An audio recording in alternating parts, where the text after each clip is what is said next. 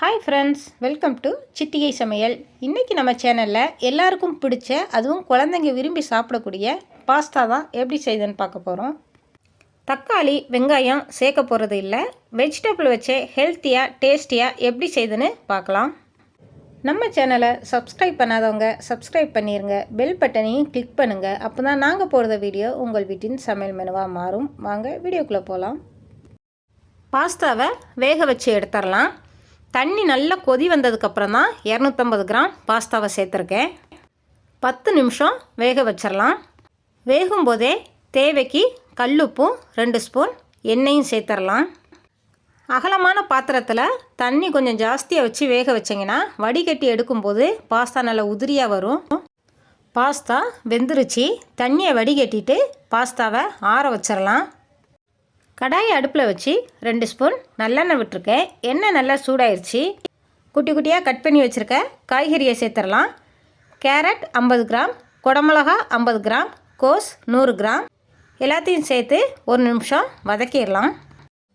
காய்கறியை வதக்கினாலே போதும், மூடி போட்டு வேக வைக்க வேண்டாம். 1 நிமிஷம் வதக்குனதுக்கப்புறம் மசாலா சேர்த்துடலாம். கரம் மசாலா 1/2 ஸ்பூன், மல்லிப்பொடி 1/2 ஸ்பூன், வத்தல் பொடி 1/2 ஸ்பூன். நீங்கள் காரத்துக்கு தகுந்த மாரி உங்கள் தேவைக்கு சேர்த்துக்கோங்க. Soya sauce 2 spoon, tomato chilli sauce 2 spoon,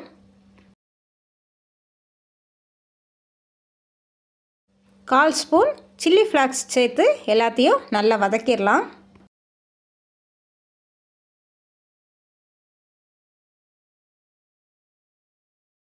இதோட தேவைக்கு வெஜிடபிளுக்கு தேவையான அளவு மட்டும் உப்பு சேர்த்துடலாம். ஏற்கனவே நம்ம பாஸ்தாவில் உப்பு போட்டு தான் வேக வச்சுருக்கோம்.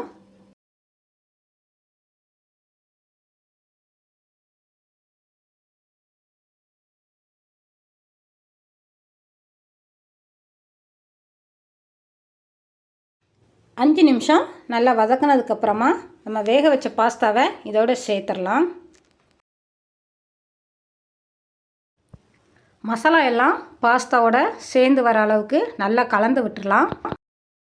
தண்ணியை வடிகட்டிட்டு பாஸ்தாவை ஆற வச்சுருக்கும்போது அப்பப்போ லைட்டாக குலுக்கி விட்டுருங்க. அப்போ தான் நல்லா உதிரியாக இருக்கும். இல்லைனா அப்படியே ஒன்று சேர்ந்த மாரி ஆகிடும். மசாலா ரெடி பண்ணுற டயத்துக்குள்ளே அது இறுக ஆரம்பிச்சிடும். அதனால் அப்பப்போ நல்லா குலுக்கி விட்டுக்கிட்டே இருந்தீங்கன்னா நல்லா உதிரியாக வந்துடும். கிளறும்போது லைட்டாக சுற்றி எடுத்து விட்டு கிளறுங்க.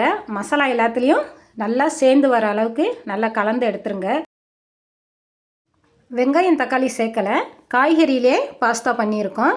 நல்லா டேஸ்ட்டாக இருக்கும். குழந்தைங்க நிறைய பேர் காய்கறி விரும்ப மாட்டாங்க. இந்த மாதிரி பாஸ்தாவோட கலந்து கொடுக்கும்போது அவங்க நல்லா லைக் பண்ணி சாப்பிடுவாங்க.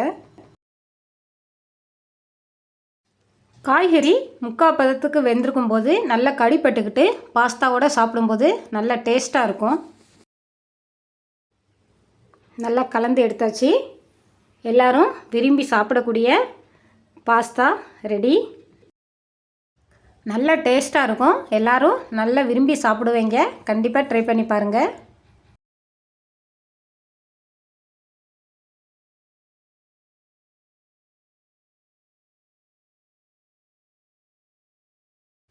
ஓகே ஃப்ரெண்ட்ஸ், இதோட இந்த வீடியோ முடியுது. இந்த வீடியோ உங்களுக்கு பிடிக்கும்னு நினைக்கிறேன். பிடிச்சிருந்தா சிட்டிகை சமையல் சேனலுக்கு சப்ஸ்கிரைப் பண்ணுங்கள், பெல் பட்டனை கிளிக் பண்ணுங்கள், சப்போர்ட் பண்ணுங்கள், லைக் பண்ணுங்கள், ஷேர் பண்ணுங்கள்.